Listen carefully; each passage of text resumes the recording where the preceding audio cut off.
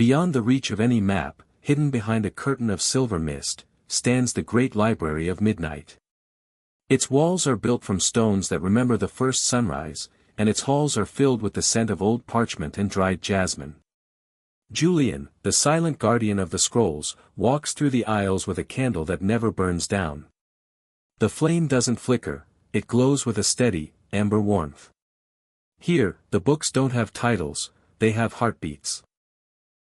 As Julian passes, the shelves hum a low, vibrating note, acknowledging his presence.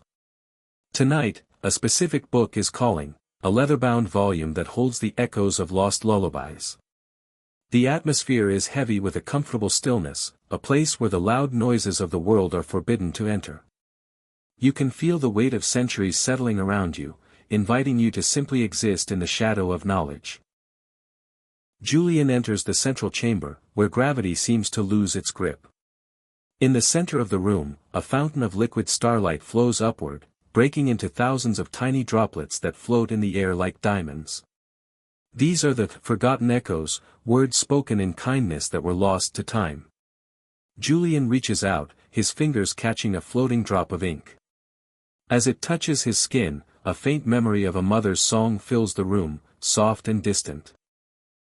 The air is cool here, vibrating with a gentle frequency that relaxes every muscle in the body. There is no rush, no urgency.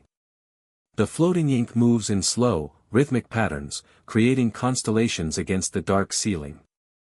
Watching them is like watching waves hit a shore made of silk.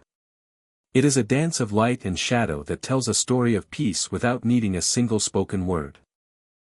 To find the core of the mystery, Julian must cross the hall of velvet shadows. Here, the shadows are not dark or cold, they are soft, like the touch of a warm blanket. They wrap around the pillars and floor, dampening the sound of every footstep until the world becomes perfectly silent. In this hall, the shadows act as filters, catching any stray thoughts or anxieties that might have followed Julian from the outside world. He feels lighter with every step, as if the shadows are gently taking the weight off his shoulders. The walls are lined with tapestries that depict the history of sleep, long, flowing scenes of forests at dusk and oceans under a full moon. The colors are muted, deep indigos, charcoal grays, and pale violets. It is a corridor of transition, leading the mind away from the clutter of reality and deeper into the sanctuary of the subconscious. At the end of the hall sits a clock that has no hands. It is the heart of the library, a clock that measures depth instead of minutes. It ticks not with a sharp sound, but with a deep, resonant thrum, like a distant drum heard through a thick forest. The clockmaker, an ancient figure made of stardust, sits nearby, weaving silver threads into a delicate lace. These threads are the seconds that people forgot to enjoy. He looks at Julian and offers a small, glowing spool. Time is not a race here, the clockmaker whispers, his voice sounding like the rustle of dry leaves. It is a landscape. Julian holds the spool and feels time slow down even further. The rhythm of the clock syncs with his own breathing, creating a perfect harmony. The mystery isn't about solving a puzzle, it's about realizing that time has no power over a mind that is truly at rest. Julian steps through a small wooden door into a garden that exists under a perpetual lunar eclipse.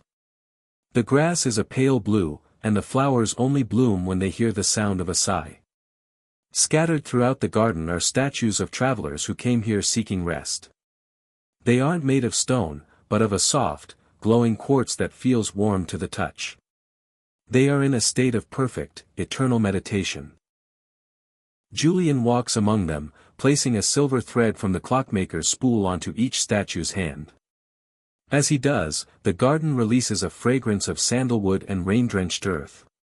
The mystery of the garden is simple, it is a place where you can leave your physical form behind and become part of the landscape.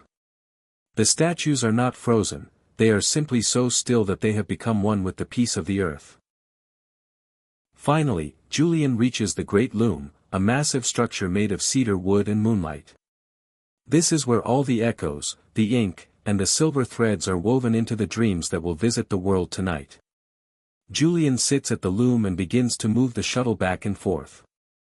The sound is a rhythmic click-shush, a mechanical heartbeat that is hypnotic and grounding.